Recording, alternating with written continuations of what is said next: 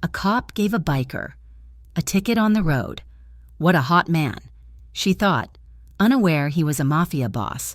The heat shimmer rising from Highway 11A was a visible, wavering thing, distorting the long, empty stretch of asphalt that cut through the foothills outside Silverbrook. It was quiet. Too quiet for a Tuesday afternoon, Officer Rachel Torres thought. The silence, broken only by the low thrum of her cruiser's engine and the crackle of the dispatch radio she had long since learned to tune out. She was running radar from a shaded cutout, the ink on her reports from the morning shift barely dry. When the silence was torn apart, it started as a low-throated roar, a mechanical predator approaching at speed. Rachel's hand was already on the radar gun. She leaned forward, sighting down the road, a black motorcycle. Sleek and low, blasted past her hiding spot. The red numbers on her display flashed bright. 95. In a 55. Rachel sighed, pulling the cruiser onto the highway and hitting the lights. The blue and red strobes felt violent in the peaceful afternoon. The biker did not try to run. He signaled, decelerating smoothly, and pulled onto the gravel shoulder, kicking up a small cloud of dust. He killed the engine. The sudden silence that fell was heavier than before. Rachel parked, ran the plate. It came back clean, registered to a holding company, and unclipped her microphone. Silverbrook Dispatch, show me on a traffic stop. Highway 11A, mile marker 31. She stepped out of the air-conditioned car into the wall of heat, her hand resting instinctively on her utility belt. She approached the driver's side, her eyes scanning. The man was big, his shoulders broad under a worn black leather jacket that looked impossibly heavy for the weather. He wore dark jeans and scuffed boots. He made no sudden moves. He simply sat, waiting for her. "Sir," she said, her voice flat and professional. "Do you know why I pulled you over?" The man reached up slowly, unclipping his full face helmet. He pulled it off, shaking his head once. Dark, thick hair settled perfectly into place, as if by memory. Rachel's professional monotone hitched in her throat. She registered with an unwelcome jolt. Breathtaking. He was not a boy. This was a man in his late 30s, with a strong jawline shadowed by a day's growth of beard, a straight nose, and a mouth that looked carved from granite until it tilted at one corner. But it was his eyes that held her. Dark, intelligent, and lit with a kind of amused confidence that felt entirely out of place on the side of a highway. What a hot man! The thought blasted through her mind, sharp and unprofessional, making her cheeks warm under her hat. She suppressed it instantly, her training kicking back in, hardening her expression. He turned to face her fully, one boot planted on the asphalt. "I have a feeling it had something to do with the landscape blurring. Officer." His voice was deep, smooth, with a rough edge that matched the jacket. He did not look nervous. He looked entertained. "License and registration, please." He smiled, a slow, easy smirk that deepened the lines around his eyes. He reached inside his jacket, moving with deliberate slowness, and produced a worn leather wallet. He handed her an out-of-state license, Dante Moretti. She took it, careful not to let their fingers touch, and returned to her car. She ran the name. Nothing, no warrants, no priors, not even a parking ticket. He was a ghost. It made her more uneasy than a long rap sheet would have. She wrote the ticket, the offense, the fine, $280, the court date. Every line was neat, precise. She was stalling, letting the heat and the weight do its work, hoping to wipe that smirk off his face. When she returned, he was leaning against his bike, helmet resting on the seat. He had folded his arms, and the posture pulled the dark cotton shirt taut against his chest. He was watching her, his gaze intense, analytical. "You were doing 95 in a 55, Mr. Moretti," she said, handing him the ticket and her pen. "That's reckless." He took the slip, his fingers brushing hers. It was an accident, but it sent a tiny shock up her arm. He did not seem to notice. He looked at the ticket, then back at her, the smirk firmly in place. "I was just enjoying the open road. Silverbrook is a quiet place, easy to get lost in the moment." His eyes tracked from her nameplate, R. Torres, up to her face. You're not from around here, are you? Sign at the bottom, please. He held her gaze. You have an accent. East Coast, New York, maybe. Just sign the ticket, sir. His teasing was gentle, but it felt like sandpaper on her nerves. It was the gaze, the complete lack of intimidation. He was looking at her not as an officer of the law, but as a woman. It was a look she recognized, a look she despised, but this time, it was different. It was not leering, it was curious. He clicked the pen, scribbled his name, and handed it back. So, what happens now? Officer Torres, you can pay the fine or contest it in court. The information is all there. She clipped the pen back to her vest. And I suggest you obey the speed limit. Advice taken. He swung his leg over the bike, a movement of fluid grace, and settled into the seat. He put the helmet back on, obscuring the handsome face, turning him back into an anonymous biker.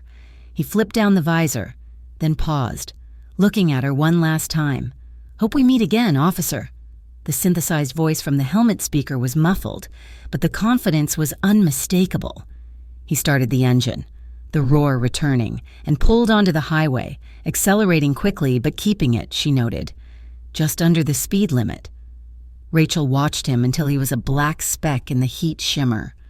She stood there for a long minute, the silence of the highway rushing back in, feeling unsettled and strangely exposed.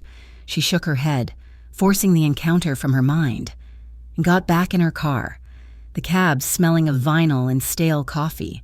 It was just another ticket. The shift ended at 6. Rachel drove home not to a house with a yard, but to a small, second-floor apartment in a nondescript brick building on the edge of town. She parked, grabbed her mail, and walked up the echoing concrete stairs, her senses on high alert. At her door, she began the ritual. She unlocked the first lock, then the second. A heavy-duty deadbolt she had installed herself. She opened the door, stepped inside, and immediately locked the deadbolt behind her. Then, she slid the chain into its track. 3 locks. The apartment was sparse but meticulously clean. She dropped her keys in the ceramic bowl by the door. She unclipped her duty belt, the sudden removal of its weight making her feel lighter, more vulnerable. She unbuttoned her vest and laid it on the small dining table. She was just Rachel now, and Rachel was exhausted. She checked the mail, bills, junk. She walked into the kitchen to grab a bottle of water, and her phone, charging on the counter, buzzed, a number she did not recognize. Her stomach turned to ice. She stared at the screen, her heart starting a low, panic drumbeat against her ribs. She had changed her number 3 months ago. She'd scrubbed her presence, moved 2 states away, taken a quiet job in a quiet town. It kept buzzing, insistent. She let it go to voicemail. A second later, the notification icon appeared. One new message. Her hand was shaking. She pressed the button. It was not a voice message. It was just a sound. Breathing. A slow, deliberate inhale and exhale, lasting 10 seconds, and then a click. But she knew. She knew the sound of his breathing. Jason. He had found her. He had found her new number. Panic, cold and sharp, seized her chest. She backed against the wall, sliding down until she was sitting on the linoleum floor, pulling her knees to her chest. The 3 locks on the door suddenly felt like tissue paper. Hours later, the moon was high, and the town of Silverbrook was asleep.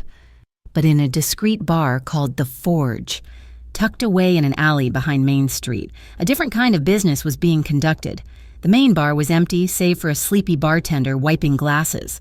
In the back room, there was no music, only the low murmur of voices and the clink of ice in heavy glasses. Dante Moretti sat at the head of a heavy oak table. The biker jacket was gone, replaced by a dark, expensive-looking Henley that did nothing to hide the power in his shoulders. The playful smirk from the highway was gone, replaced by a look of cold focus. He was not a biker here. He was the secret head of the Moretti Syndicate. "He's sloppy," Dante said, his voice quiet but filling the room. "He's using a local crew for muscle, trying to skim our logistics out of the warehouse hub."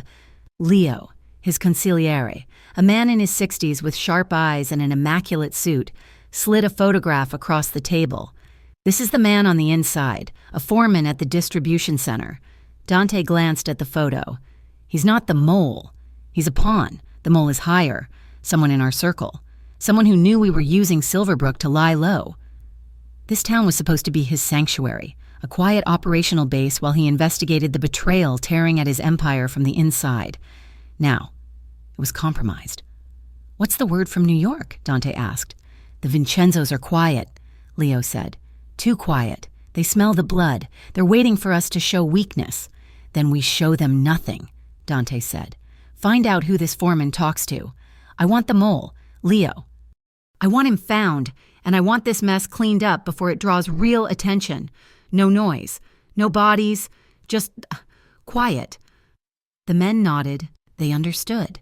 Dante's authority was absolute, built on a reputation for ruthless efficiency that belied the easy charm he wore on the highway. He dismissed them, sitting alone in the smoky room. He rolled the whiskey in his glass, the amber liquid catching the light. He was annoyed. The betrayal cut deep, and this low profile was grating on him. His thoughts drifted, unexpectedly, to a pair of serious brown eyes and a stiff, professional spine. Officer Torres, a distraction, but an intriguing one. 2 nights later, Rachel was drowning in paperwork and insomnia. The silent voicemail had been followed by another. This time, just one word. Rach. She had not slept in 48 hours, at 10 o'clock at night, desperate for caffeine and a change of scenery. She drove to the 24-hour Nighthawk Diner. The fluorescent lights hummed, and the smell of old coffee and frying onions hung in the air. She slid into a booth, ordering a black coffee she did not want. She was staring into the dark liquid when the bell over the diner door jingled. She felt the shift in the room before she looked up. Dante Moretti. He was not in leathers tonight, just dark jeans and a gray t-shirt that fit him well. He scanned the diner, his eyes landing on her. He looked surprised, and then that curiosity she had seen on the highway returned. He approached her booth slowly, gently. He was not aggressive, but his presence was total. "Officer Torres," he said, his voice low. Rachel stiffened, her hand tightening around her mug. "Mr. Moretti, it's my night off." "So I see." He gestured to the empty seat opposite her. "Mind if I join you? It's a free country." He slid into the booth. He did not sit close, maintaining a respectful distance, but the small space suddenly felt charged. He ordered a coffee from the waitress, who seemed flustered by his smile. "You look tired," he said, his gaze analytical. "Long week. You always this tense. Or is it just my charming personality?" "I'm not tense," she snapped, then regretted the edge in her voice. She sighed, rubbing her temples. "I'm just not good company right now." "Fair enough." He did not press. He just sat, sipping his coffee. The silence stretched, but it was less comfortable than the roadside. "Why Silverbrook?" she asked, mostly to fill the quiet. "You don't seem the small-town type." "Just passing through," he said vaguely. "Needed a break from the noise. And you? What brings a cop from New York all the way out here?" Her blood ran cold. "How did you know I was from New York?" "Your accent. And I ran your name." He said it simply, as if admitting he had checked the weather. Rachel Torres, decorated officer, requested a transfer, ended up in the quietest town in the state. Running from something? Her guard, which had been high, became a fortress. "That is none of your business. You're right, it's not." He leaned back, holding his mug in both hands. "You waiting for someone?" "No." The word was sharp. "Boyfriend?" Rachel looked him dead in the eye. "I have strict rules. Mr. Moretti, I don't date. I don't do relationships. And I definitely don't appreciate being interrogated in a diner at 10 o'clock at night." Dante studied her. The amusement returned to his eyes, but it was softer now, respectful. "A woman with rules. I can respect that." He took a drink of his coffee, a small smile playing on his lips. "It's a shame, though." She bristled. "Why is it a shame?" "Because," he said, leaning forward just an inch, his voice dropping, "you're the only woman who's managed to handcuff me this year." Her breath caught. The line was smooth, practiced, but the way he said it, a statement of fact, not a pickup line, sent a strange warmth through her. She was flustered, and she hated it. She stood abruptly, pulling $5 from her pocket and dropping it on the table. "Have a good night, Mr. Moretti." She walked out, his eyes on her back the entire time. The next few days were a blur of nervous tension. Rachel did her job on autopilot, every unidentified car in her rearview mirror causing her heart to leap. Then, on Friday, she saw him. She was at a gas station on the edge of town, fueling her cruiser. She felt the old, familiar prickle on the back of her neck, the sensation of being watched. She scanned the street.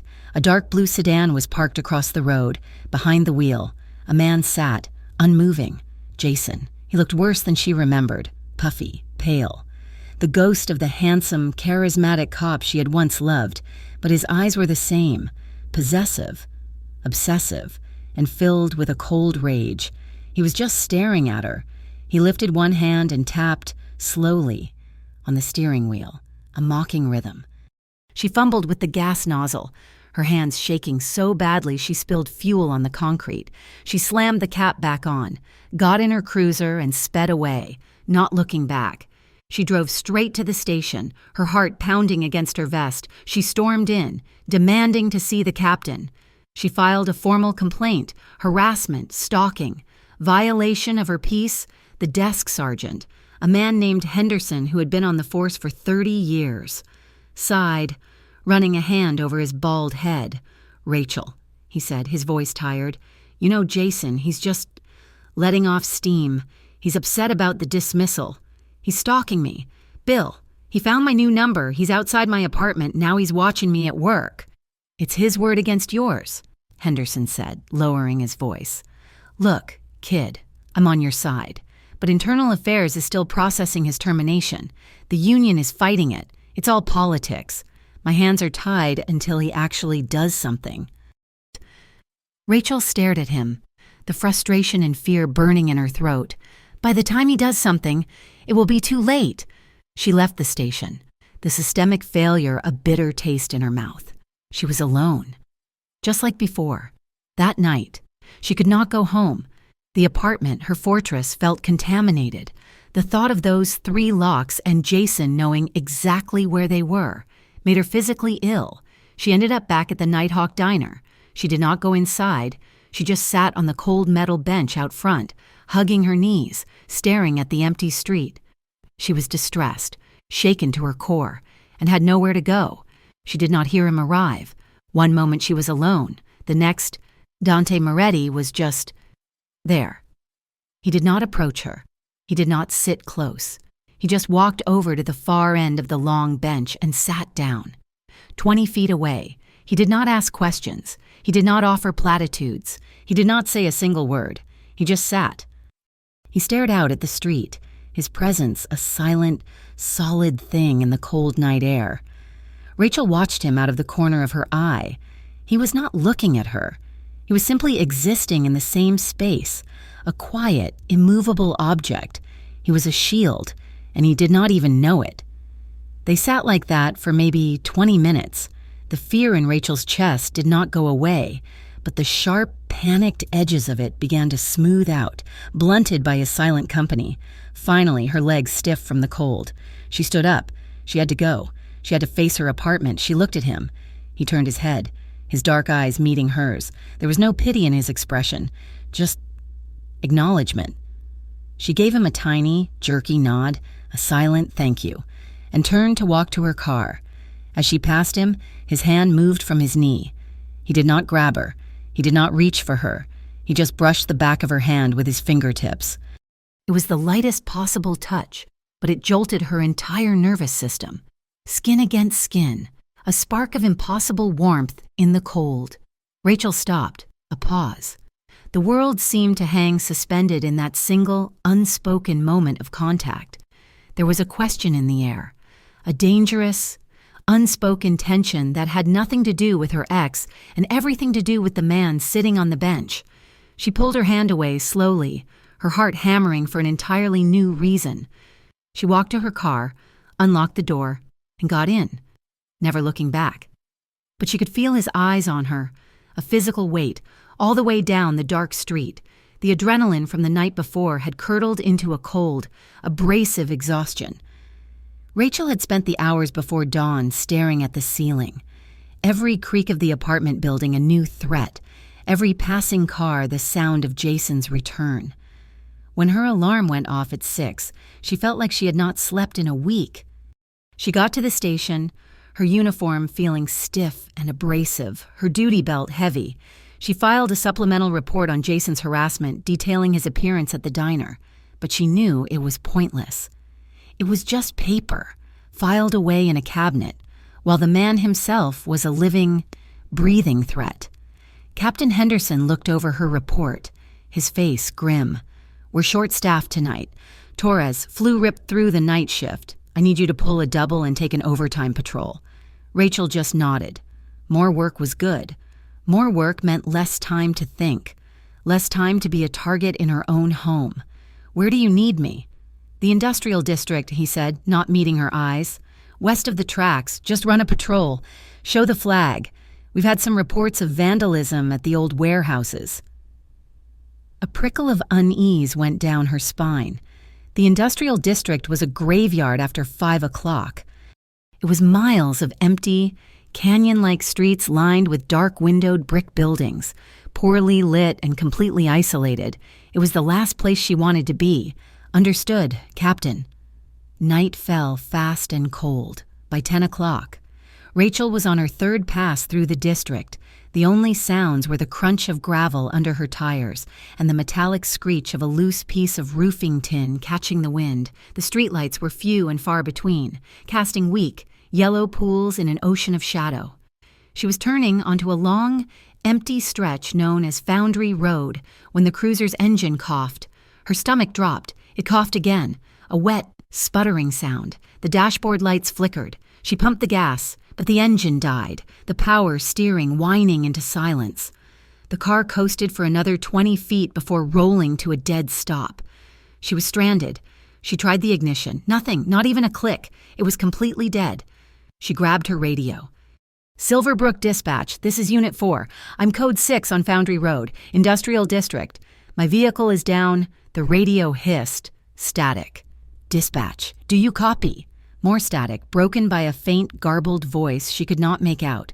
The signal was blocked by the massive brick and steel buildings.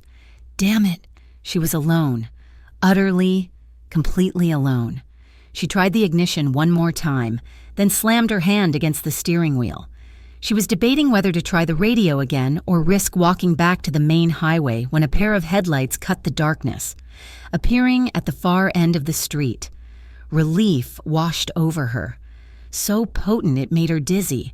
Another patrol car. Henderson must have sent someone to check on her.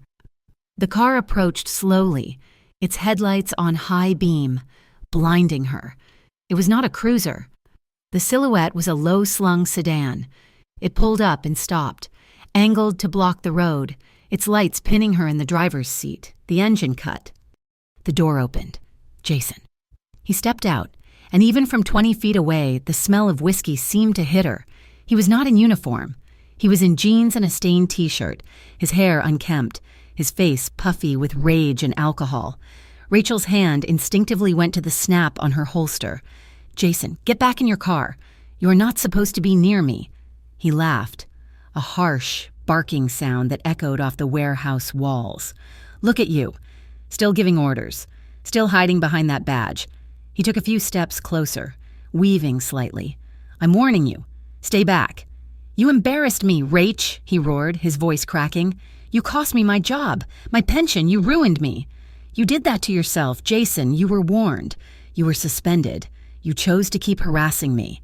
Because you're mine." He slammed his fist on the hood of her cruiser, the sound making her jump. "You think you can just leave? Move to this garbage town and start over? I built you. I taught you how to be a cop. You're drunk. Go home." He reached her window, which was halfway down. He grabbed the glass, his face inches from hers. "I'm not going anywhere. And neither are you." She saw it then, a small puddle of fluid under the engine block, the distinct smell of gasoline. He had not just found her. He had planned this. He had tampered with her car. This was a trap. "You're sick," she whispered, her blood running cold. "I'm just getting started." He grabbed her arm. his fingers digging into her bicep like steel clamps. "You're coming with me. We're going to talk." A sound. It was not a siren. It was a low, mechanical roar that was becoming terrifyingly familiar. Jason heard it, too. He paused, looking up. From the shadows at the other end of the street, another light appeared, a single, bright headlamp. Dante Moretti.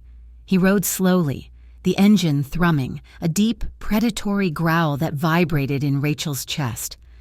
He had not been following her. She realized he must have been here the whole time, in one of these dark warehouses. He lived in this shadow world. He stopped his bike 10 feet away, bathing them both in the bright white light. He did not kill the engine. He just sat there, a dark, leather-clad figure, watching. "This is police business," Jason slurred, trying to regain his authority. "Stay out of it," Dante swung his leg off the bike, a movement of lethal, unhurried grace. He did not have a helmet on. His face was calm, his eyes dark and impossible to read. He walked toward them. "Let her go," he said. His voice was not loud. It was quiet, calm, and carried more menace than Jason's roar. "Or what? Biker," Jason sneered. But his grip on Rachel's arm loosened. Dante stopped just outside the circle of his own headlight. "Or you're going to learn the difference between a man who is a cop and a man who is very, very good at making problems disappear." Rachel had never heard a voice so devoid of heat. It was absolute zero. "I'm a cop." "Asshole," Jason said, his voice wavering. "You're not a cop anymore." "Jason," Dante replied, his voice still terrifyingly soft. "You're just a drunk man holding onto an officer he's not supposed to be within 500 feet of. You're violating a restraining order, and you tampered with a police vehicle. That's a federal offense. You're desperate. And desperate men are predictable." Jason finally let go of her arm, taking a half step back. He was a bully, and he recognized, even through the alcoholic haze, that he was no longer the predator in this equation. Dante took one more step, his hands loose at his sides. "If you ever touch her again, or follow her again, or breathe in her direction, I will not call the police. I will not file a report. I will unmake you, piece by piece. I will find every dark thing you've ever done and feed it to the people you fear most. Do you understand me?" Jason was pale, his bravado gone. Oh, he just stared. "Get in your car," Dante commanded, "and drive away. Forget this town. Forget her. This is your only warning." Jason stumbled back, his eyes darting between Dante and Rachel. He spat on the ground. "This isn't over. Rachel, you bitch! This isn't over." He scrambled into his car, threw it in reverse, and sped away, his tires screaming on the pavement. The silence that fell was absolute, broken only by the heavy, rhythmic idle of Dante's motorcycle. Rachel was shaking, her breath coming in short, sharp gasps. Dante turned to her. He looked at the dead cruiser, then at her. "He tampered with it, cut the fuel line, looks like—" He walked to his bike and pulled his spare helmet from a saddlebag. He tossed it to her. She caught it on instinct. "Put it on," he said. "I can't just leave my cruiser." "You can't stay. He'll circle back, or worse. Your radio's dead, and your car won't start. You're a target." He straddled the bike. "You're riding with me?" She hesitated for only a second. She looked at the dark, empty street, smelled the spilled gasoline, and felt the deep, cold fear Jason left behind. She put the helmet on. She walked to the bike. "Get on," he said. She swung her leg over, settling behind him. It was awkward, her duty belt digging into her. "You're going to have to hold on tight," he said. He did not wait for her answer. He twisted the throttle, and the bike surged forward, the acceleration slamming her against his back. Her arms snapped around his waist, her hands clasping over his flat stomach. The wind was a deafening roar. The industrial district, the dead cruiser, the fear, it all vanished behind them. She was pressed against a solid wall of muscle and leather. The vibration of the engine ran through her, into her chest, her hands. She clung to him, her face buried between his shoulder blades, the smell of his jacket, leather and something else. Something clean and spicy, filling her senses. Adrenaline coursed through her, but it was different now. It was not just fear.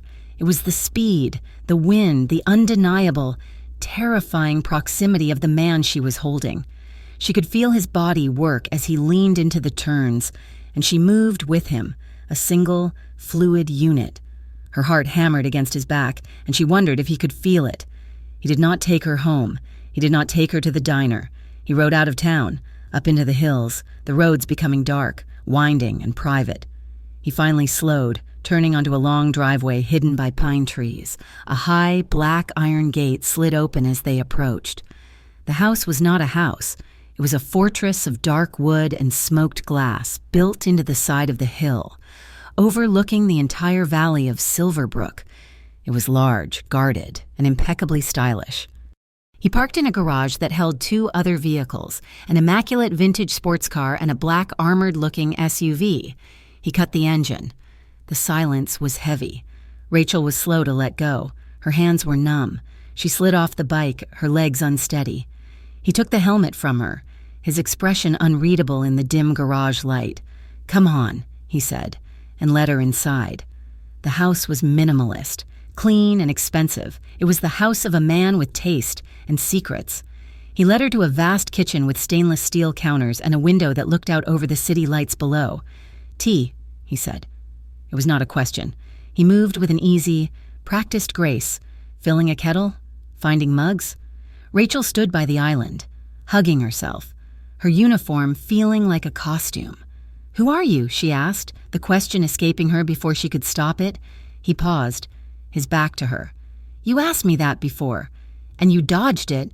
Jason, he's a monster, but I understand him. He's just a broken, angry man.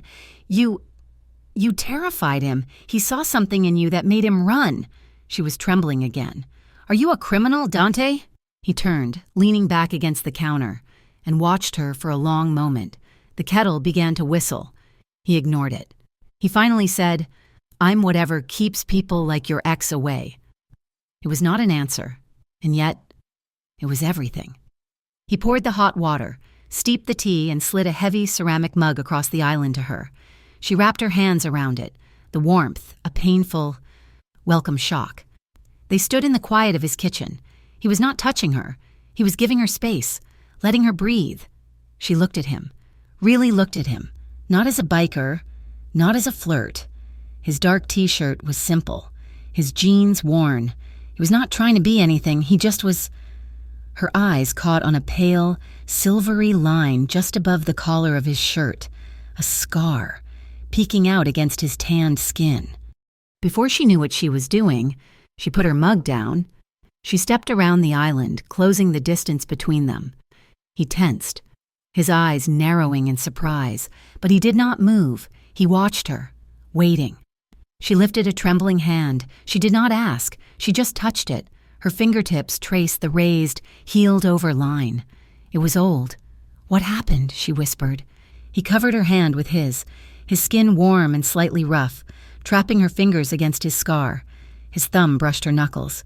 "A mistake," he murmured, his voice low, "from a long time ago." She looked up, her face only inches from his, the fear, the adrenaline, the exhaustion of the night. It all coalesced, and her defenses, the high, thick walls she had built for years, simply crumbled. Her voice cracked. "You don't seem like a bad man." His expression softened, a deep, profound sadness entering his eyes. "I'm not the man you should be bringing home. Officer Torres." "You're the one who brought me home," she whispered. A long, heavy silence stretched between them, filled only by the hum of the refrigerator. He searched her face, as if looking for an answer to a question he had not asked. Finally, he let go of her hand, stepping back, breaking the spell. "You're safe here," he said, his voice regaining its neutral tone. "No one will find you. You can take the guest room." "The couch is fine," she said quickly, as still in her uniform, still feeling the weight of her badge. He sighed, a rare flicker of impatience. "Take the bed. Rachel, I'll be on the couch in the living room. The doors lock. I promise you, no one is getting through that gate tonight. Not even me." She looked at him, at the sincerity in his dark eyes, and nodded. She lay down in the immaculate guest room, fully clothed, her boots still on. She pulled the comforter over her. She heard him settle onto the couch in the next room. She did not lock the door. For the first time in months, she fell asleep instantly, a deep, dreamless sleep in the house of a stranger. She woke in the dead of night, 3 a.m. The house was utterly silent, the only light coming from the moon, which flooded the living room through its massive glass wall. She was thirsty. She slipped out of the room, patting softly on the cold hardwood floor. He was not on the couch. She panicked for a second, until she saw him. The sliding glass door to the porch was open. He was standing outside, leaning on the railing, a dark blanket wrapped around his broad shoulders. He was just staring at the stars, a black silhouette against the pin-pricked sky. He heard her. He turned his head. "Can't sleep." His voice was a low rumble. "Bad dreams," she lied, walking over to join him. The night air was cold, biting at her exposed skin. "Thank you," she whispered, standing near him, but not too close. "For tonight, for what you did." He turned to her. "He won't bother you again." The absolute certainty in his voice was both a comfort and a terror. He was so close. The distance between them was charged, electric. She could smell the cold night air on him and the faint, residual scent of his tea. "I should go back to sleep," she said, but she did not move. He lifted a hand, and she flinched, a tiny, involuntary movement that made his face harden, but his touch was gentle. His thumb brushed her cheekbone, just under her eye. "You're okay," he murmured, and then he was leaning in. He moved slowly, his eyes on hers, giving her every second, every chance to pull away. She did not. His lips met hers. It was slow. It was uncertain. It was not the slick, confident kiss of the man on the highway. It was hesitant, questioning, as if he was just as unsure of this as she was. A small, broken sound escaped her throat, and she leaned into it. The hesitation vanished. The kiss deepened. His other hand found her waist, gripping her, pulling her gently closer. His lips were firm, warm, tasting faintly of tea and something uniquely him. It was a kiss of shared adrenaline, of gratitude, and of a dangerous magnetic pull that she had no strength left to fight. It was deep and real, and it scared her more than Jason ever had. She broke it first, pulling back, breathless. Her lips tingled. I can't," she whispered, her voice shaking. She turned and fled, back to the guest room, back to the safety of the dark. When Dante woke, the sun was just beginning to crest the valley. He had not really slept. He stretched, the muscles in his back stiff from the couch. He knew, even before he stood up, that she was gone. He walked to the guest room. The bed was neat, the comforter folded. She was a cop, after all. He was turning to leave when he saw it. On the polished dark wood of the nightstand, a small, square piece of paper, a yellow sticky note. He picked it up. 4 words, written in a neat, strong hand. "You still owe me for that ticket." A slow, genuine smirk spread across Dante Moretti's face. The kiss on the porch lingered in Rachel's mind like a phantom limb. It was a ghost of heat and pressure that she felt at the most inconvenient times, while filing reports, while checking her rearview mirror, while drinking her morning coffee. It was a conflict that ran deeper than just a cop and a civilian. It was a breach in her own. Carefully constructed defenses. She had kissed a man she did not trust, a man who represented the very chaos she had fled, and she had liked it. That was the part that terrified her. She walked into the Silverbrook station, the stale air and buzzing fluorescent lights a harsh return to reality. She felt the stares. They were subtle. But she was a cop. She was trained to notice things that were out of place. Glances were held a second too long. Conversation stopped when she approached the coffee machine. Desk Sergeant Henderson, the tired, older cop who had warned her about Jason, waved her over to his desk, his expression uncharacteristically grim. "Torres," he said, his voice low. "Close the door to the captain's office. Will you? Let's talk in there." A knot of cold dread formed in her stomach. She did as she was told, the click of the lock sounding unnaturally loud. "What's going on?" "Bill?" He sighed, rubbing his face. "Look, kid, I'm trying to look out for you. You're a good cop, and you got a raw deal with your ex, but you're making it hard." "Making what hard?" "People are talking," he said, finally meeting her eyes. "First, you're stranded in the industrial district. Then, you're seen riding out of town on the back of a motorcycle with him." "Him? You mean Dante? He saved me. Bill. Jason was there. He sabotaged my cruiser." Henderson held up a hand. "I believe you, but the optics are terrible. And this guy, Moretti, he's not just some biker. The word is he's connected. Serious people. Rumors are swirling that he's here setting up some kind of operation. You being seen with him at his house. It looks bad, Rachel. It looks like you're compromised." "I am not compromised." "I know," he said gently, "but you need to stay away from him. You're already on thin ice with internal affairs breathing down the neck of this department over Jason's dismissal. Don't give them a reason to look at you. Stay away from that biker." Rachel left the office, the walls of the station suddenly feeling like they were closing in. Henderson's warning felt less like advice and more like a threat. Miles away, in the back room of the Forge, Dante Moretti sat across from Leo, his consigliere. The air was thick with cigar smoke, though neither man was smoking. "The Vincenzo outfit," Dante said, his voice flat. "It's confirmed." Leo, immaculate as always, nodded slowly. "They're getting bold. Operating this far west. They must know you're here." "They know," Dante said, his fingers steepled, "and they know I'm investigating the mole. They're trying to flush me out, make me sloppy." He pushed a surveillance photo across the table. It was a grainy shot, taken at night, showing two men. One was Jason, the other was a known Vincenzo soldier from the East Coast. "Your Officer Torres has an ex-boyfriend with expensive habits and a grudge," Leo observed. "He's not just an ex-boyfriend," Dante countered, his voice hardening. "He's a pawn. The Vincenzos found him. They're paying him, fueling his obsession, pointing him at Rachel like a loaded gun. To get to you, to get to me," Dante confirmed. "They want me to overreact. They want me to expose my operation here by protecting her. They're using her as bait." "It's a smart play," Leo admitted. Dante's eyes went cold. "It's a fatal one.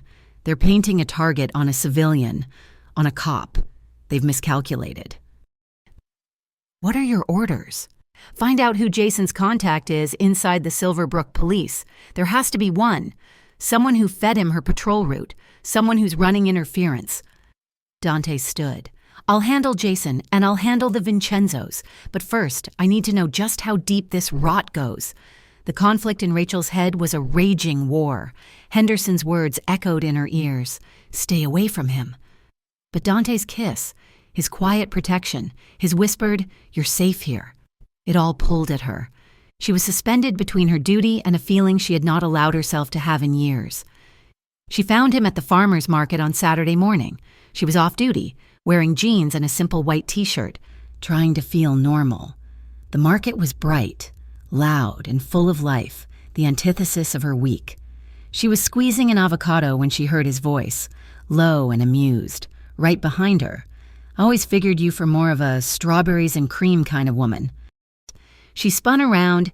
He was there, smiling, looking completely out of place and yet perfectly at home. He wore dark jeans and a Henley, his hands in his pockets, the morning sun catching the dark stubble on his jaw. "What are you doing here?" she asked, her heart giving a stupid, traitorous leap. "Buying groceries, same as you." His eyes swept over her, appreciative and warm. "Off-duty suits you, officer." "Don't call me that." "Rachel," he corrected himself, the name rolling off his tongue. The chemistry between them was an almost visible thing, a shimmering heat in the cool morning air. It was undeniable, and it was dangerous. "Henderson warned me about you," she said, trying to regain her footing. "Did he?" Dante's smile did not falter, but his eyes sharpened. "What did he say?" "That you're connected, that I should stay away from you. And what do you think?" "I think—" She looked away, at a vibrant, overflowing bin of bright red strawberries. "I think you're trouble." "The best kind," he murmured. He stepped past her, picked up a green paper pint and began filling it with the largest, ripest strawberries. He paid the vendor, then turned and offered the basket to her. A peace offering. She looked at the berries, then at him. This isn't going to make me forget what Henderson said. I don't want you to forget. He nudged the basket toward her. I just want you to see that I'm not the monster he's painting me as. She took the basket. Her fingers brushed his. The same small shock, the same electric current. She held his gaze and, with deliberate slowness, picked the finest strawberry from the top. She lifted it to her lips and bit into it. It was impossibly sweet. Juice coated her bottom lip. She ran her tongue out to catch it, never breaking eye contact. Dante watched, his gaze fixed on her mouth. His expression was captivated, the air between them growing thick and heavy. He swallowed, a small, audible movement in his throat. You need to be careful, he said, his voice dropping to a rough whisper. Your ex is more dangerous than you know. I know what he is. No, he said, his tone serious. You don't. Come by my place later. The garage. We need to talk. For real. She should have said no. Every rule she had ever lived by screamed at her to walk away. Fine, she heard herself say. Later. She found him that evening in the garage, the place smelling of motor oil, steel, and him. The large door was open, letting in the twilight. He was leaning over his bike, a ratchet in his hand, a smear of black grease on his forearm. He was wearing a dark tank top, and she could see the full, defined muscles of his back and shoulders shift as he worked. The scar on his collarbone was visible, a pale counterpoint to his tanned skin. He heard her approach and straightened. Wiping his hands on a red rag, he tossed it onto a workbench. You came. You said we needed to talk, she replied, her voice sounding breathless. She felt caged, the garage full of his presence. He gestured to the motorcycle, its black paint gleaming under the overhead light. Sit down. She hesitated, then perched sideways on the leather seat. It was still warm from his body. He moved, standing in front of her. He did not touch her. He just stood between her thighs, his body close, his hands resting on the handlebars on either side of her. She was trapped, framed by his arms, the solid-feeling bike beneath her. What's going on, Dante? Who are you? He looked at her, his dark eyes searching her face. I'm a man with complicated business, and right now, you're in the middle of it. Because of Jason. Because of him. He agreed.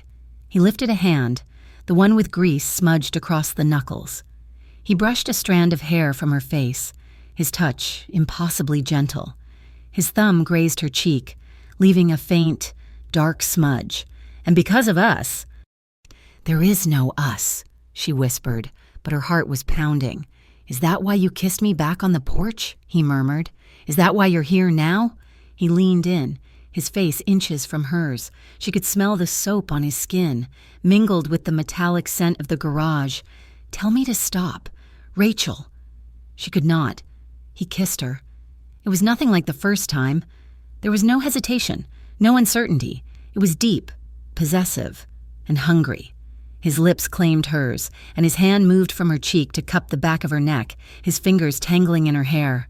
Holding her steady, she made a small sound in her throat, and her hands, acting on their own, found his shoulders, gripping the hard muscle. She kissed him back. A flood of adrenaline, fear, and a desperate, starved longing pouring into the kiss. He pulled her closer, his body pressing against her knees, pushing her back against the bike. She could feel the heat of him, the solid strength. His other hand, the clean one, found her waist, sliding under her shirt, his palm warm against her skin. It was too much, too fast, and yet not enough. It was a release of all the tension, all the fear, all the conflict. He was the one who broke it. He pulled back, his breath ragged, his forehead resting against hers. His eyes were closed, his expression pained. You're not ready, he whispered, his voice rough with an emotion she could not name. You're not ready for this. Not yet. He was right. She was shaking, her entire body thrumming. He was right, and he was the one who had stopped. The realization hit her with the force of a blow. He was showing her more respect than Jason ever had. Before she could respond, his phone buzzed in his pocket. He pulled away, his face hardening as he looked at the screen. It was a text. "What is it?" "Something I've been waiting for." He looked at her, the passion gone, replaced by that cold focus she'd seen in the industrial district. "Your friend, Henderson, he's the one." "The one what?" "He's the one feeding Jason your schedule. He's the one who filed the anonymous complaint." Rachel felt the blood drain from her face. "No, Bill wouldn't." "He just met with two of the men who are paying Jason," Dante said, his voice absolute. "I have the pictures. It's a trap. Rachel, they're trying to discredit you, to isolate you, to leave you with no one to turn to. But nah, why?" "To get to me," he said. "Stay here. Lock the door. I'll be back." He was gone before she could argue. She did not stay. She fled, her mind reeling. Henderson, a trap. Dante. It was too much. She drove, not to her apartment, but to the station. She had to see. She was met at the door by the captain and two men in suits. "Officer Torres," the captain said, his face like stone. "We've received a formal anonymous complaint, improper behavior with a suspect." "Compromised officer. We're opening an internal affairs investigation. You're suspended, effective immediately. Hand over your badge and service weapon." It was happening. Exactly as Dante said, Henderson was standing in the background, refusing to meet her eyes. She was numb. She handed over her badge, her gun. She was no longer a cop. She was just Rachel. And she was utterly, terrifyingly alone. She drove to Dante's house, her mind blank with fury and despair. She stormed past the gate, which he'd left open for her, and into the garage. He was not there. She found him in his kitchen, on the phone, his voice low and angry. He hung up when he saw her. "They did it," she said, her voice hollow. "I'm suspended. They took my badge." "I know," he said, his face grim. "I told you to stay put. And what? Let you handle it? You, this is your fault," she yelled, the numbness breaking, replaced by white-hot rage. "This business, these rivals, my life is falling apart because of you. Rachel, you need to listen to me. This is bigger than you think." "Then tell me," she screamed. "Tell me the truth. No more half-truths. Who are you? What is this? Why are they doing this?" He watched her, his expression torn. He took a step toward her. I run a logistics company. My competition is ruthless. They see you as a vulnerability. Jason, Henderson, they're all just tools." "Logistics," she repeated, the word tasting like ash. "You're lying. I'm telling you what you need to know to stay safe. You're telling me nothing." She backed away, shaking her head, the betrayal a cold, sharp blade in her chest. "You're just like him. You're just like Jason. All secrets and lies and control." "Rachel, that's not true. I trusted you. I let you touch me, and you've been lying to my face this whole time." She turned and ran. Ignoring him shouting her name, she got in her car and sped away. She could not trust the police. She could not trust Dante. She was alone. She drove to her apartment. It was the only place she had left. She fumbled with her keys, her hands shaking, and unlocked the 3 locks. She went inside, locking them all behind her. The small apartment felt cold, alien. She was packing a bag, just throwing clothes into a duffel, when she heard it. A sound, a floorboard creaking in the tiny hallway outside her door. She froze. Her service weapon was gone. She was defenseless. Another creak, then a faint click from the first lock. Her blood turned to ice. He was picking them. Click, the second lock, the deadbolt. She backed away, grabbing a heavy glass lamp from the end table. She raised it, her arms shaking. The chain rattled. The door burst open, slamming against the wall, the wood of the frame splintering. Dante stood there, his chest heaving, his face a mask of primal fury. "Rachel!" Before she could say a word, a figure lunged from the shadows inside her apartment, from her bedroom. Jason, he had been in there the whole time, waiting. "Told you this wasn't over," he snarled, and he was not empty-handed. He had a knife, a military-style combat blade. He lunged at Dante. The 2 men crashed into the hallway. It was not a fight. It was a brawl. It was brutal, fast, and terrifying. Dante, trained and powerful, met Jason's desperate, psychotic rage. A fist cracked against bone, a grunt of pain. They slammed into the wall, shaking the pictures. Rachel screamed, still clutching the lamp. Trapped in her own living room, Dante landed a solid punch to Jason's jaw, sending him reeling back. Jason, snarling, slashed wildly with the knife. Dante twisted, but not fast enough. The blade ripped across his left side, tearing through his shirt. Dante hissed in pain, but did not stop. He kicked the knife from Jason's hand, the weapon skittering across the hardwood floor. The wail of sirens cut through the night. Someone had heard the crash. Jason, his eyes wide with panic, scrambled to his feet. He saw his escape route. He dove through the open front door and disappeared down the stairs. Dante slumped against the wall, clutching his side. Rachel dropped the lamp. The sirens were deafening now, stopping right outside. Flashing blue and red lights flooded the apartment, painting the walls in strokes of chaos. She rushed to Dante. "Dante! Oh my God!" He looked at his hand. It was covered in dark, glistening blood. He looked at her, his face pale, but his eyes were clear. "He got me," he breathed. The heavy footsteps of cops were pounding up the stairs as Rachel stared at the blood, at the man who had just saved her life, and at the flashing lights of the police force that had just betrayed her. The sirens were a scream in the night, growing closer, louder. They were the sound of the world Rachel had belonged to, a world that now saw her as a suspect. Before the first uniformed officers could make it up the stairs, two men in dark suits, men Rachel had never seen, appeared in the doorway. They moved with a silent, professional efficiency that was far more terrifying than Jason's rage. One of them looked at her. "Ma'am, you need to come with us. Now." "He's hurt," Rachel said, her voice numb, her hand still pressed against the bleeding gash on Dante's side. "That's why we're here." The man helped Dante to his feet. Dante grunted, his face pale and slick with sweat. He leaned heavily on the man, but his eyes were on Rachel. "Go with him," Dante ordered, his voice strained. "Leo will take you. Don't talk to the cops. Don't say anything." The man named Leo, older, with sharp eyes and an expensive suit, gently took her arm. "This way, Officer Torres, quickly!" She let him guide her, half carrying her, down the back stairs just as the heavy boots of the Silverbrook police stomped into her ruined apartment. They were in a black sedan and gone before the first officer looked out the window. Leo drove them not to Dante's glass house on the hill, but to a nondescript commercial building in the industrial district, the same area where Jason had trapped her. He led her into a freight elevator, down to a subterranean level, and through a steel door. It was a safe house. It was not a home. It was a concrete bunker furnished with high-end, functional pieces, a cot, a small kitchen, and a sterile-looking medical station. Dante was already there, sitting on the edge of the cot, stripped to the waist, a man she did not recognize. A quiet man with the steady hands of a surgeon was working on his side, cleaning the wound. "It's deep," the doctor murmured, "but it missed the kidney. You were lucky." Rachel stood by the door, wrapped in a state of profound shock. The guilt was a physical weight, crushing her chest. This was her fault.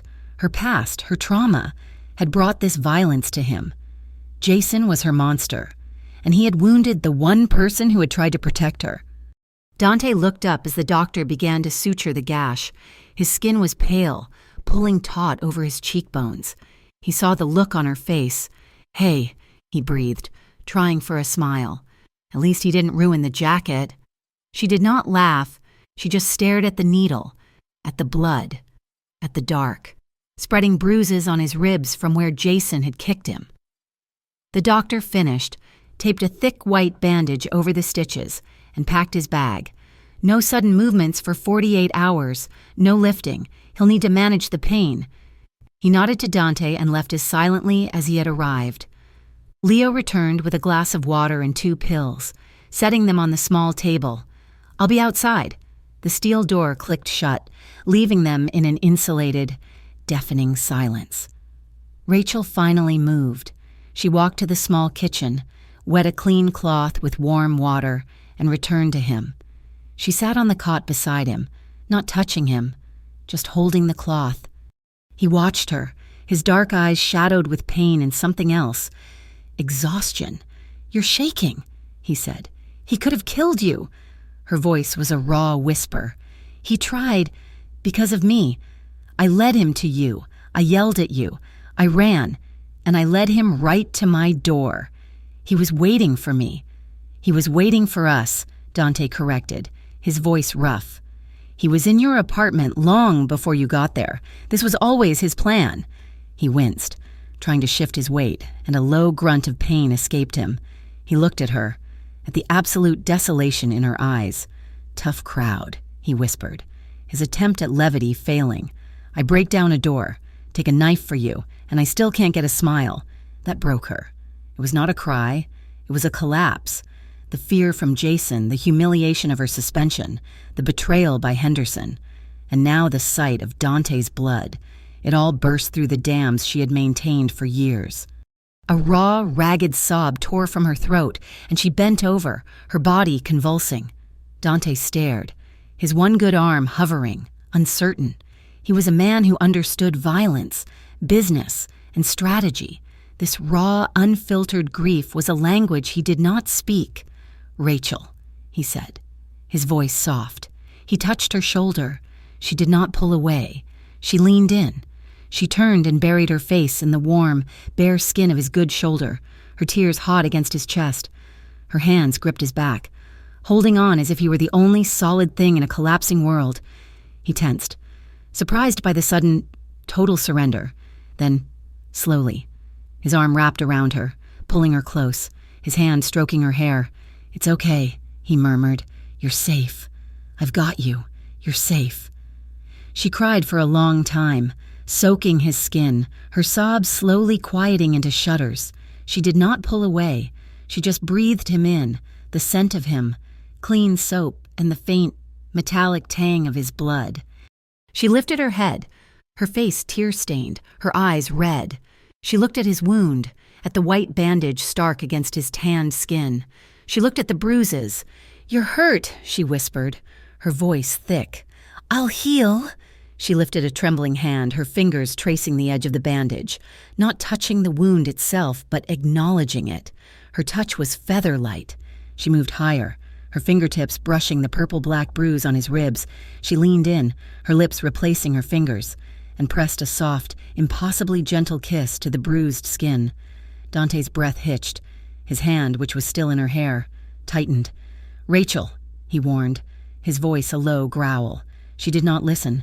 She moved to the other side, to the old, silvery scar on his collarbone, the one she had touched in his kitchen. She kissed that, too. A silent act of penance, of gratitude. When she pulled back, her face was only inches from his. The air was electric, the raw emotion of her breakdown transmuting into something else, something just as powerful. She kissed him. It was not the uncertain kiss from the porch or the hungry clash in the garage. This was slow, deliberate, and deeply vulnerable.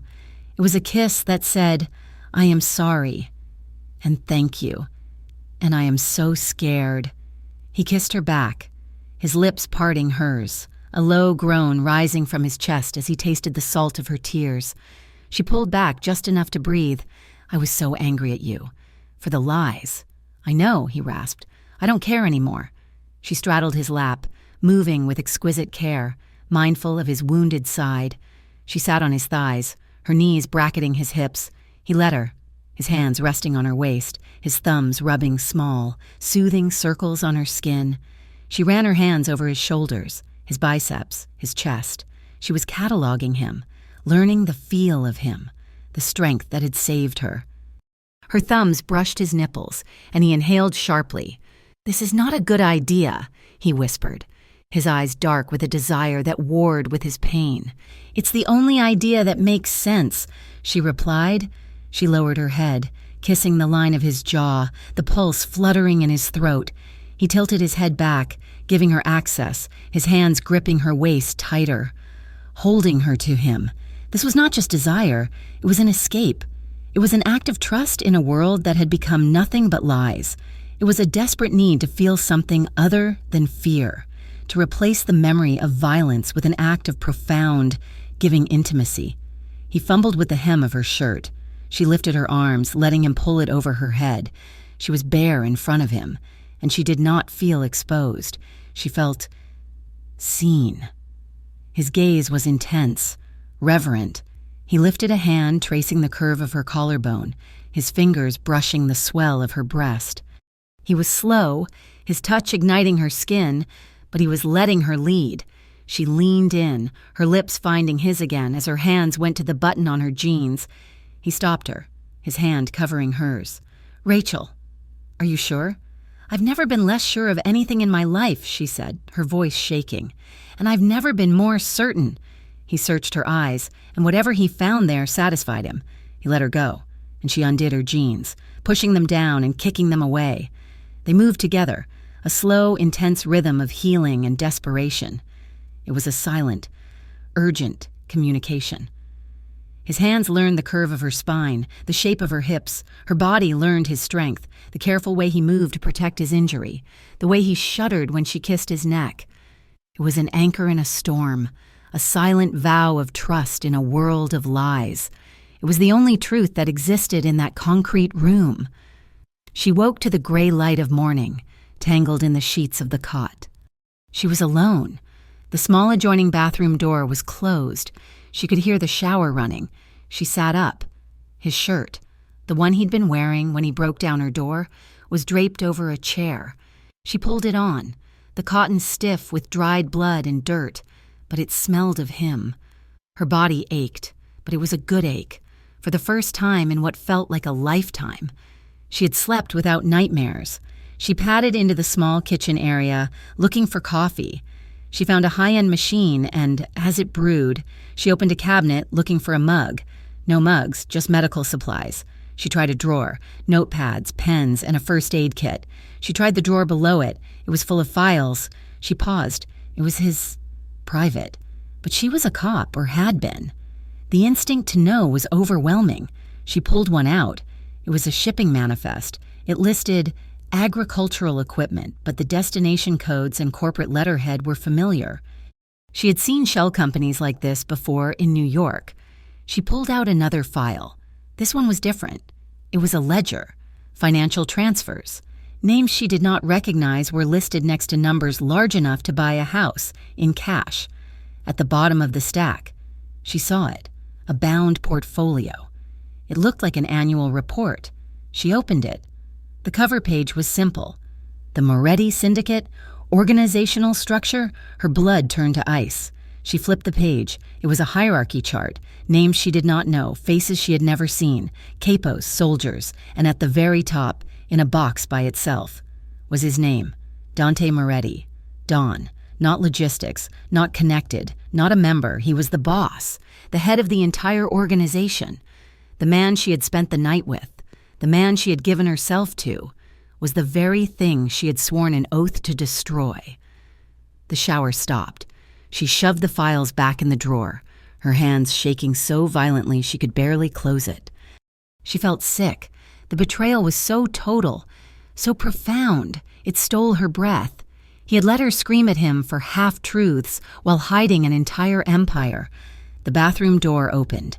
He emerged, a towel slung low on his hips, his hair damp, water droplets clinging to his shoulders. The bandage on his side was fresh and white. He looked tired, bruised, but magnificent.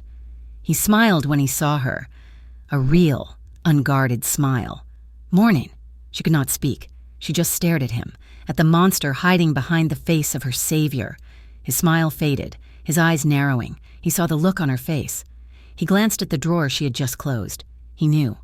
"Rachel," he said, taking a step toward her. She flinched, snatching her jeans from the floor. "Don't—" The word was like a slap. "Don't touch me."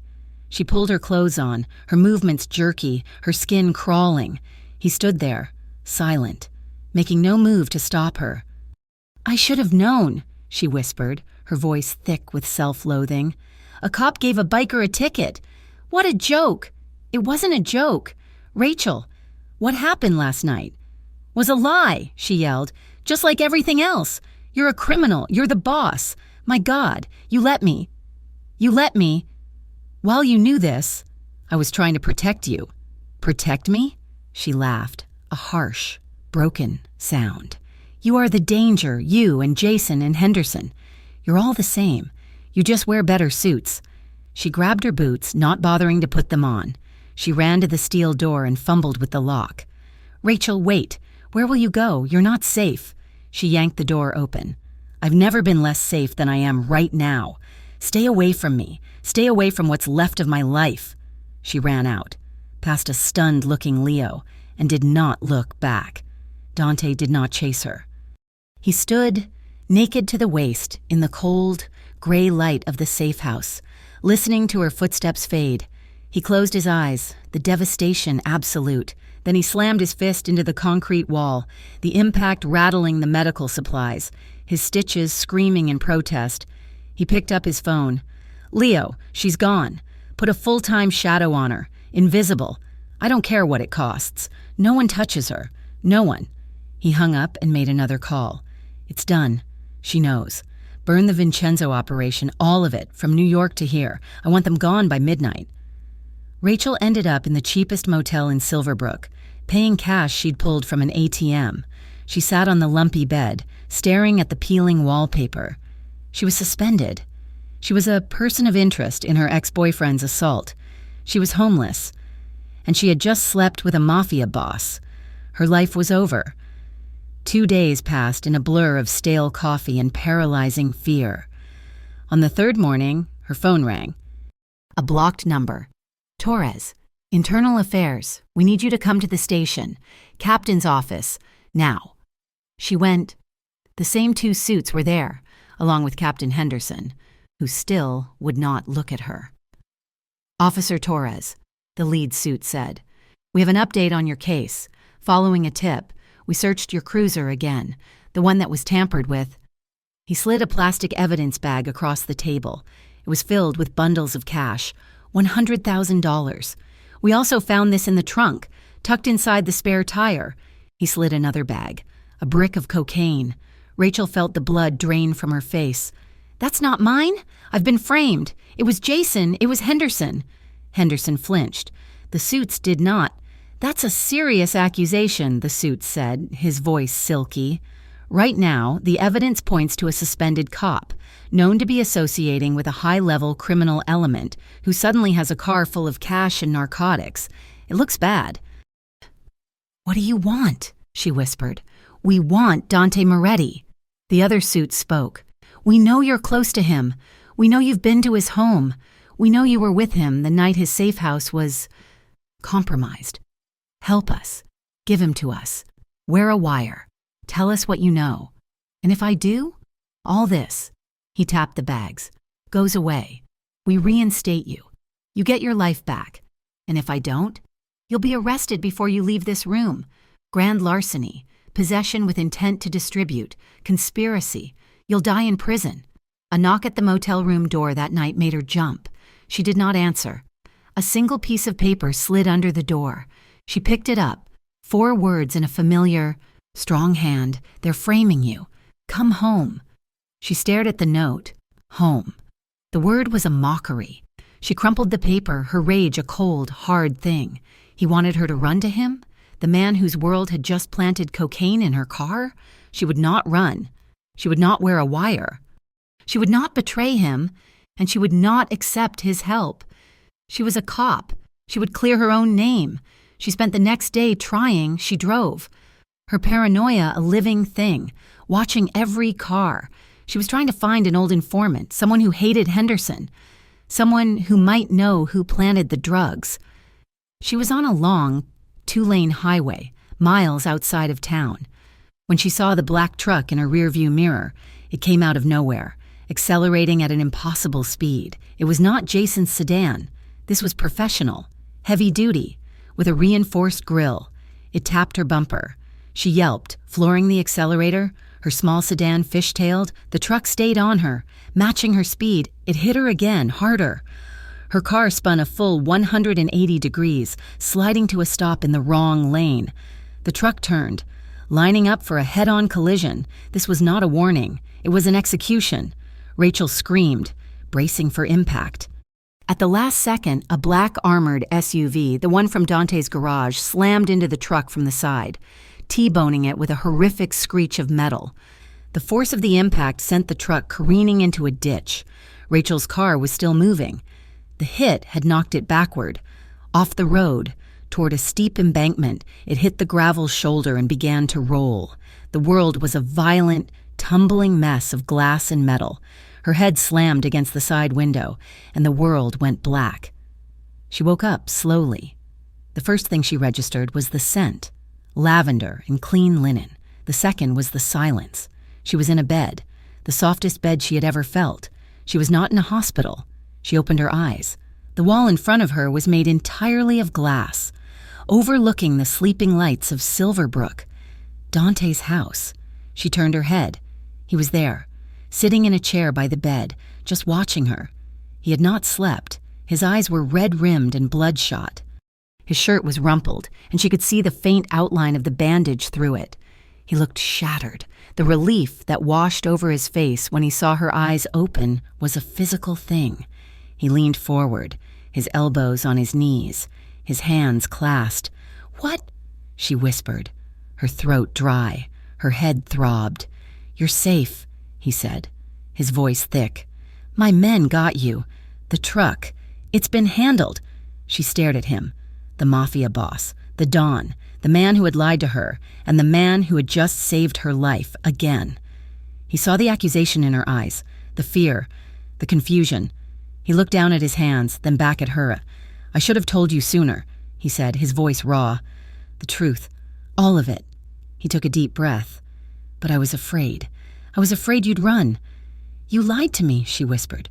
"Yes," he admitted, his gaze unflinching. "I was afraid you'd look at me exactly the way you're looking at me right now."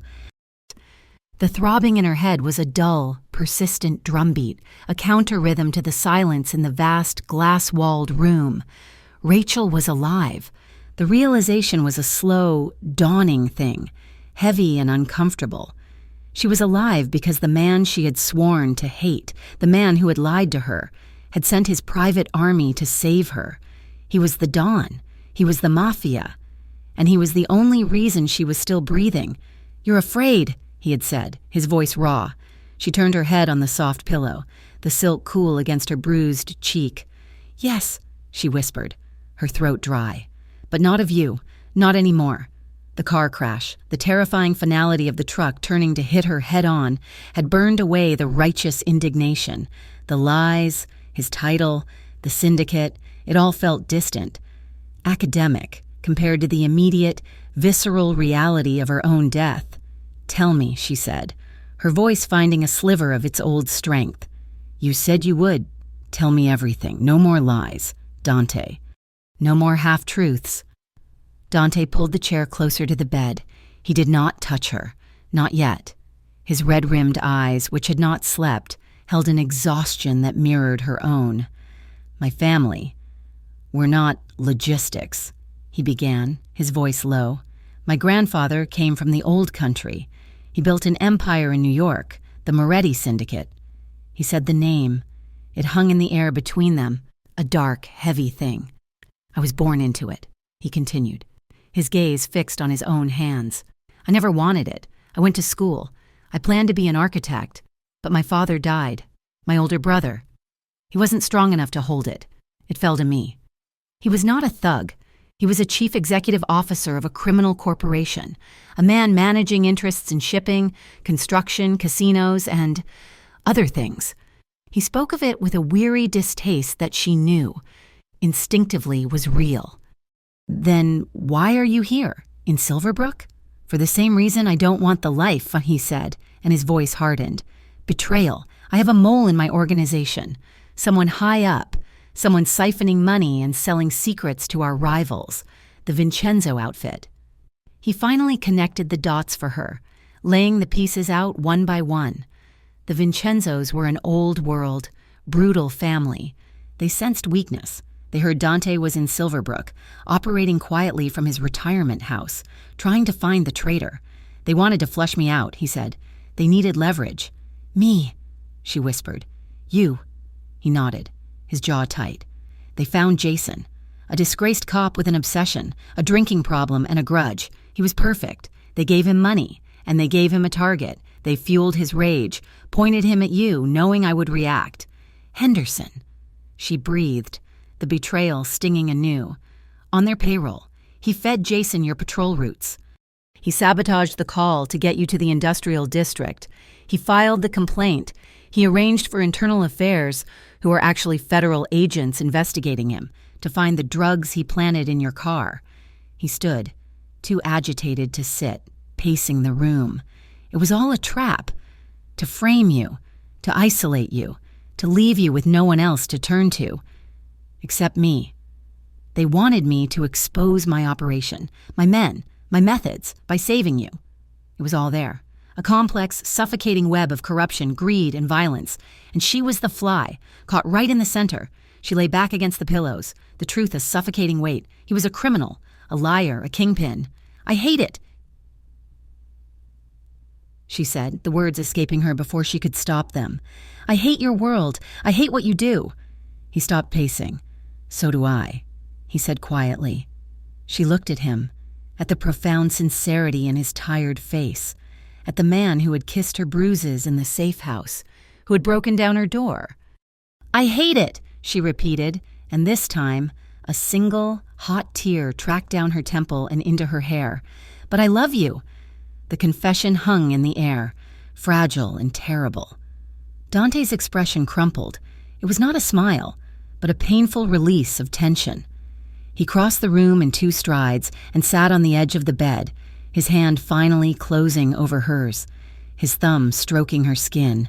Rachel, he breathed, his voice thick. I do, she said, a sob catching in her throat. I love the man who sat with me at the diner. I love the man who pulled me from that car. But I can't. I can't be part of that.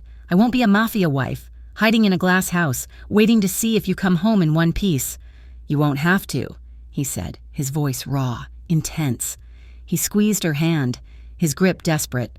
I've been trying to get out for years, trying to legitimize, move the money, cut the ties, the mole, the Vincenzos. It was the last war I had to fight. He stood again, but this time his energy was different. It was not weary. It was electric. You are my way out, Rachel. You are the reason. I'm not just hiding the empire. I'm tearing it down. For you. You can't just retire from the mafia, Dante. People don't just walk away. Watch me, he said, a grim, dangerous smile touching his lips. But first, we have to cut the head off the snake. We have to end Jason, Henderson, and the Vincenzos, all at once, and we're going to use their own plan to do it. The next 24 hours were a strange, domestic interlude in the middle of a war. He brought her food. He helped her walk when she was dizzy. Her concussion faded, her bruises bloomed, and the cop in her returned. They sat in his study, a room of dark wood and leather-bound books that were, she noted, actually read. They want to use me, Rachel said, her mind clear, piecing it together. The federal agents, they offered me a deal. Wear a wire, give them you, and they'll drop the charges. They're not trying to get me through Henderson, Dante corrected, leaning over a diagram he'd drawn. They're investigating Henderson and me. They think you're dirty with him. They're trying to get one of you to flip on the other. It's a classic squeeze play. So we use it, she said, her voice firm. I'll take the deal. Dante's head snapped up. Absolutely not. You're not walking back in there. You're not bait. Yes, I am, she countered, standing, though her legs felt unsteady. It's the only way. They expect me to be terrified. They expect me to be cornered, just like the Vincenzos wanted. I'll go to them. I'll agree to wear a wire, but it won't be their wire. It will be yours. Dante looked at her, a new, profound respect dawning in his eyes. I'll tell them I can get Jason, she continued, her voice gaining strength, the familiar cadence of her police training returning. He's the weak link. He's paranoid. He's emotional. I'll tell them I can get him to confess to everything. The setup, the drugs, the money, Henderson, everything. They'll set up a meeting, thinking they're in control. And the Vincenzos? Jason will be bragging, she said, a cold certainty in her voice. He'll want to prove how big he is. He'll name them. We'll have it all on tape, Henderson, Jason, the Mafia, all tied up in one neat, recorded confession. "It's too dangerous," Dante said, his voice flat. "He's unstable. He already tried to kill you twice. And your men will be waiting," she replied, not backing down. "You said it yourself. He's predictable. He's a bully. He'll want to gloat." She placed her hands on the desk, leaning toward him. "This is my fight, Dante. It's my name. It's my ex. I am not going to hide in your house while you handle it. We do this together, or not at all." He stared at her for a long, silent moment. He was seeing the officer he'd first met on the highway, the woman with the steel spine. "All right," he said finally. "My way, my wire, my team, and you do exactly as I say." 2 days later, Rachel walked into the Silverbrook station. She looked the part. She was pale, haunted, and walked with a slight, theatrical limp from the crash. She had called the federal agents and asked for a meeting. "I'll do it," she told them, her voice a perfect imitation of a broken woman. "I'll give you Jason. I'll give you all of it. Just please, get me my life back." The two suits smiled. They had her. They set the meeting for that night, 8 o'clock, in the station's evidence room. "It's secure," the lead agent said. "The cameras are always on. He can't try anything." What they did not know was that Leo, Dante's consigliere, had already paid a very quiet visit to the station's IT administrator. The camera feed in the observation room would be looping a 30-minute recording of an empty room. And the wire Rachel wore wasn't the clumsy federal device. It was a tiny digital transmitter, smaller than a button, sewn into the seam of her collar, feeding a crystal-clear signal to a surveillance van parked 2 blocks away. At precisely 8 o'clock, they brought Jason in, and he looked terrible. He was jumpy, his eyes darting, his bravado gone, replaced by the paranoia of a cornered rat. "They said you wanted to talk. Rach," he sneered, though his voice trembled. "Want to apologize before they send me away? They're not sending you anywhere. Jason," Rachel said. Her voice was quiet, hollow. She was alone with him. The agents were watching their blank monitor. "What are you talking about?" "I told them," she whispered, letting her voice break. "I told them you were right. I told them I was the one who was compromised. I'm taking the fall." Jason stared at her, his posture straightening. You are?" "I have no choice," she said, squeezing her hands together. "They have me, the drugs in my car, the money, but you can help me." His confidence began to flood back. "Help you?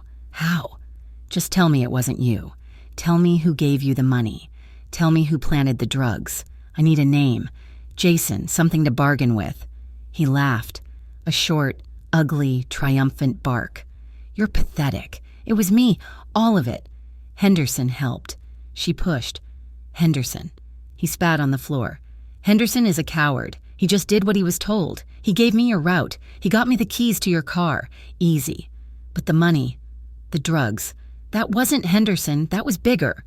He leaned in, his eyes glittering with a sick, possessive pride. He was gloating now, high on his own perceived power. "You have no idea. These guys, these Vincenzo guys, they own everything. They paid me $200,000. Rachel, all I had to do was get you, scare you, make your life hell, and then that biker boyfriend of yours, he's not my boyfriend. Does not matter. He's a dead man, and you were just the bait." "The truck," she whispered, feeding his ego. "That was them too. They don't mess around. I told them you were tough. They should have let me finish you in your apartment." Rachel looked at him, at the monster she had once loved, and the last vestiges of her past turned to ash. "They should have," she said, her voice suddenly changing, hardening from ice to steel. "But they didn't. And now, we have everything." Jason's face froze. He tracked her gaze. He saw the tiny, almost invisible microphone clipped to the seam of her collar. You bitch." He did not yell. He did not posture. He lunged. He moved with a desperate, animalistic speed, his hands clamping around her throat, slamming her backward against a towering wall of metal evidence shelves. Rachel gasped, her hands clawing at his wrists, his thumbs dug into her windpipe, cutting off her air. Black spots danced in her vision. "I'll kill you." he hissed, his face purple with rage. "I'll kill you right here!" She kicked, her boot connecting with his shin, but he was fueled by pure, psychotic adrenaline. He squeezed harder. The shelves behind her groaned, boxes of old files, evidence bags, and decommissioned weapons teetered. She reached up, not for his face, but for the shelf above her head. She grabbed it and pulled with the last, explosive burst of her strength. The entire massive steel unit came crashing down. Jason roared as it slammed into him, the weight of 1,000 old cases and cold files pinning him, forcing him to release her. Rachel fell to the floor, gasping, choking, the sound of her own breath a raw, painful rasp. The door to the evidence room exploded open. It was not the federal agents. It was Leo and 2 of Dante's men, moving with the silent, practiced speed of ghosts. They had Jason, trapped and screaming under the shelf, in flex cuffs before he could even curse. The federal agents burst in seconds later, their guns drawn, staring in disbelief at the scene. "He confessed," Rachel gasped, pulling herself up, her throat raw. "Attempted murder, conspiracy, everything." Leo looked at her, then at the stunned agents. He held up a small digital recorder. "And we have it all, a copy of which has just been emailed to the state-level attorney general and the New York Times. The aftermath was a political firestorm. The New York Times story broke at dawn. Mafia war spills into small town, Silverbrook PD implicated in corruption, attempted murder. Henderson was arrested at his desk, the 2 federal agents, facing a massive internal investigation, confirmed Rachel's testimony. Jason, facing a lifetime in prison, confessed to everything in exchange for protection from the Vincenzos. The news played on a large television in Dante's living room. A spokesperson for a high-powered law firm stood on the steps of a courthouse. "Mr. Dante Moretti," the lawyer read from a statement, "has been cooperating fully with federal authorities to dismantle the criminal enterprise known as the Vincenzo outfit, having concluded his business. Mr. Moretti is announcing his formal retirement from all previous business affiliations to focus on his legitimate philanthropic and global logistics enterprises." Dante clicked the television off. The room was silent. He had done it. He had used the leverage, the tape, and his own testimony to get immunity and bring down his rivals, all while publicly severing his old life. 2 days later, Rachel stood in Captain Henderson's old office. A new, stern-looking captain sat across from her. "Officer Torres," he said, his voice flat, "your name is cleared. Your badge is here. You've been reinstated, with back pay. On behalf of this department, I apologize. We'd be proud to have you back on the force." He pushed the gleaming silver badge across the desk. Rachel stared at it. The symbol she had lived for, the job that had almost cost her life, twice. She looked out the window. She had won. Jason was gone. Henderson was gone. The Vincenzos were broken. Dante was legitimate. She felt empty, overwhelmed. She had cleared her name, but she did not know who she was anymore. She was not the same cop who had pulled over a biker on a lonely highway. She was the woman who had slept with a mafia boss, who had planned a federal sting, who had listened to her ex-boyfriend confess to murder. She looked back at the badge. She was free, but she had no idea if she could ever be with Dante. She had survived his world, but she did not know if she could live in it. 6 weeks. That was how long it had been. 6 weeks since the storm had passed, since the arrests, the confessions, and the public dismantling of 2 criminal empires. The autumn chill had arrived, chasing away the last of the oppressive summer heat, replacing it with a clean, sharp wind that stripped the trees bare. Officer Rachel Torres was back on patrol. The badge on her chest felt different. It was the same polished silver, the same embossed lettering, but it felt heavier.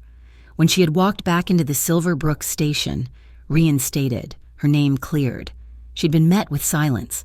The whispers that had once followed her, the ones that called her compromised, dirty, were gone. They had been replaced by something else, a quiet, profound, almost fearful respect.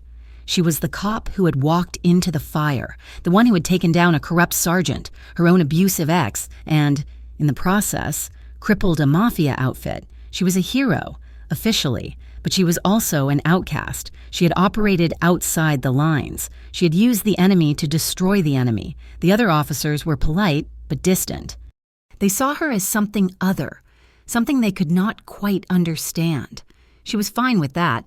She had given up her small, fortress-like apartment and moved into a new place, a small rental with large windows on the quiet side of town. She did not bother with more than one lock. She had not seen him. Dante Moretti had vanished. He had been true to his word. His lawyer's public statement had been his final act. The glass house on the hill, the fortress that had once seemed so imposing, had a for sale sign on its massive iron gate. The Moretti Syndicate, as the world knew it, was gone. He had torn it down. He had disappeared from the news, from the state, and from her life. It was what she had wanted, wasn't it? She was safe. Her life was her own. She was a cop again, respected and free.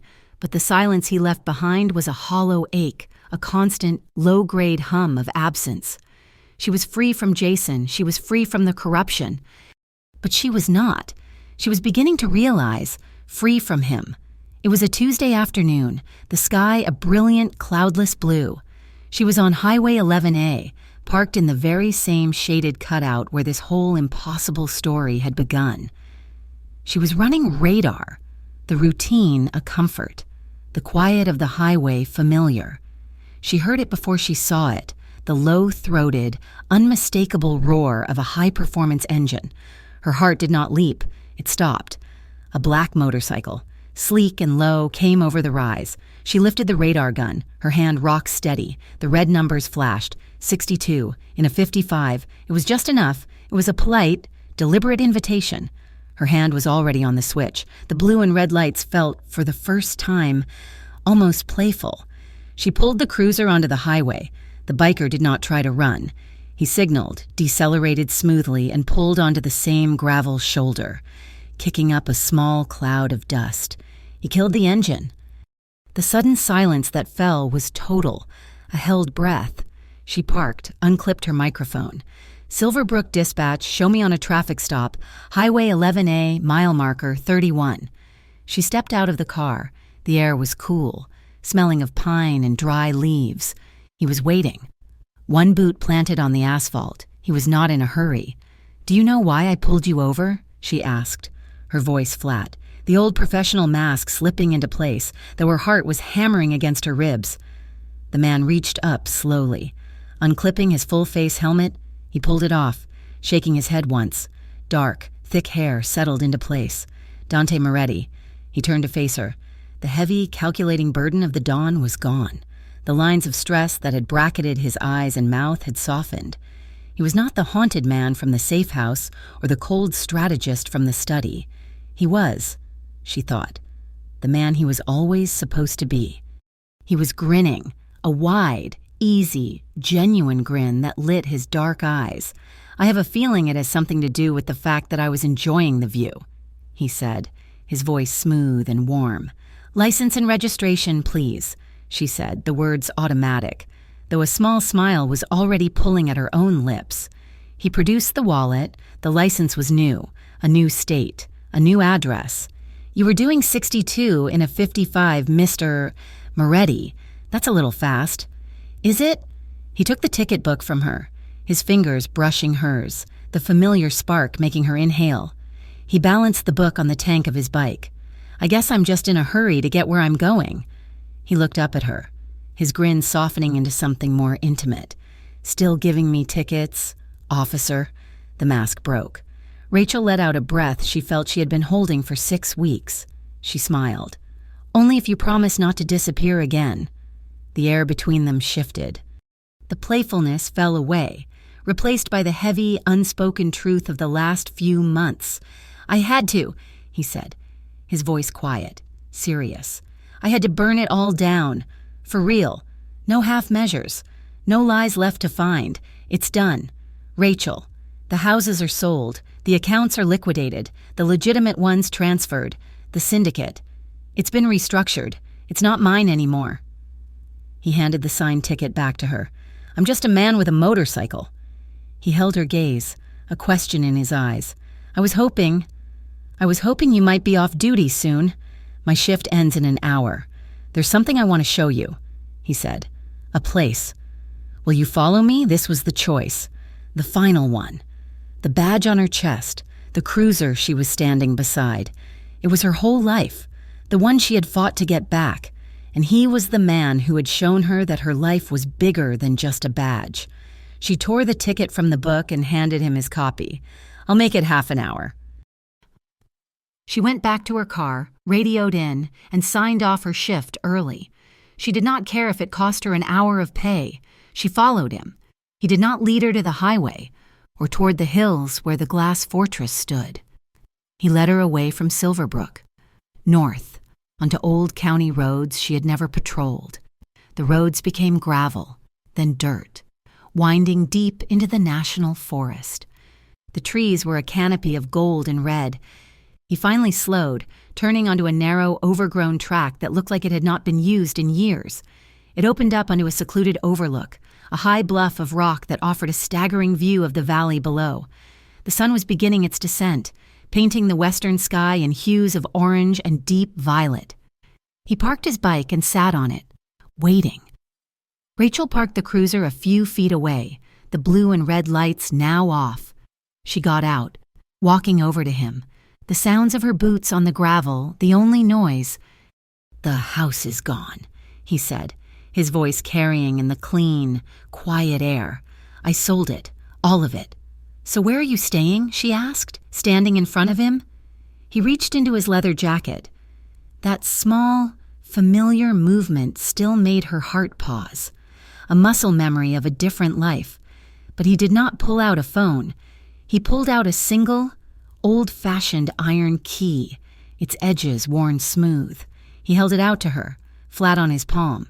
"This isn't to the house," he said, "and it's not to a safe house." She looked at the key, then at him. "There's a cabin," he said, "about 20 miles from here. My grandfather built it, before all the business. It's just wood, a stone fireplace, and probably some very bad plumbing. No gates, no guards, no surveillance." He looked her in the eyes, his gaze steady, open, and completely vulnerable. "No syndicate, no secrets, just you and me." Rachel stared at the key. This was it, the final, tangible choice. Taking it was not just accepting a key, it was accepting him, all of him, the Don he had been, and the man he was now. It was accepting a life that would never be simple. She hesitated. Her life as a cop, the clear, defined lines of her world, flashing in her mind. Then she thought of the empty, quiet respect in the station, the loneliness of her new apartment, the hollow ache. She reached out and took the key from his hand. Her fingers closed around the cold metal, and a warmth, profound and absolute, spread up her arm. He let out a long, slow breath, a breath he seemed to have been holding for a lifetime.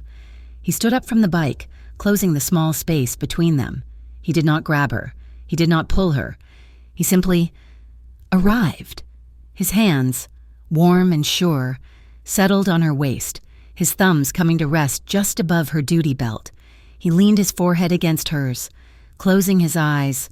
She could feel the leather of his jacket, smell the wind and pine on his skin.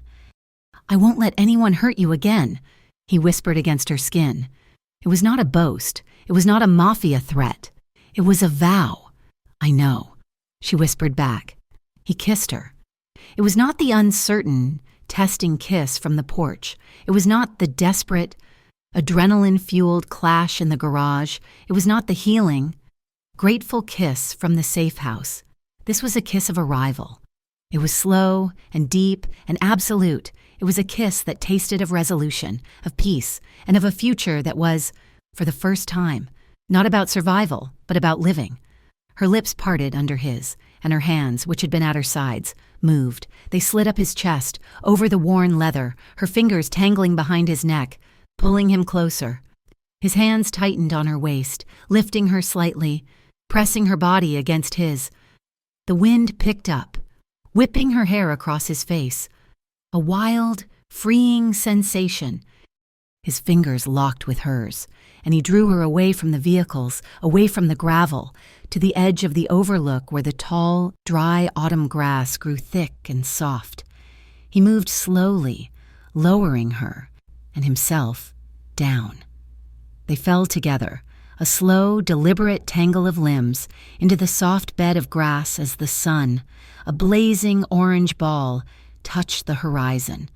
He broke the kiss, his lips tracing a line from her mouth to her jaw, to the pulse that hammered in her throat. She arched against him, her mind, which had been a battlefield for so long. Finally, blessedly quiet. There was no fear. There was no hesitation. There was only the rustle of the wind in the pines, the smell of the dry earth, and the solid, safe weight of the man she loved. He was her anchor, her safe house, her home. They lay there, tangled together, watching the last sliver of sun bleed its color across the sky. Her head was on his chest, his heartbeat a slow, steady drum beneath her ear. And then a sharp, ugly crackle broke the twilight. The radio, in her cruiser. "Dispatch to Unit 4, request status update, over." The voice was loud, intrusive, a call from the world she had just left behind. Dante tensed beneath her, his body bracing for her to move, to answer, to return to duty. Rachel did not move. She heard the call. She heard the world demanding her attention, and she felt the steady beat of the heart under her head. She made her choice. She lifted her head, not to look at the car, but to look at the man before her. He was watching her, his eyes searching hers in the dimming light. A slow smile spread across her face. "Dispatch to Unit 4. Do you copy?" She leaned down and kissed him again. A slow, deep kiss that silenced the world. The radio crackled one more time, a sound of static and annoyance, and then, finding no answer, it fell silent, finally free. Thank you so much for listening to this story. We truly hope you enjoyed the journey with Rachel and Dante. We would love to know where you are listening from, so please drop a comment below and tell us what part of the world you are in. If you love stories like this, please make sure to subscribe to our channel, Mafia Romance Stories, for new episodes every week. We value your feedback, so please share your thoughts on the story in English. We read every comment. Thank you for your support.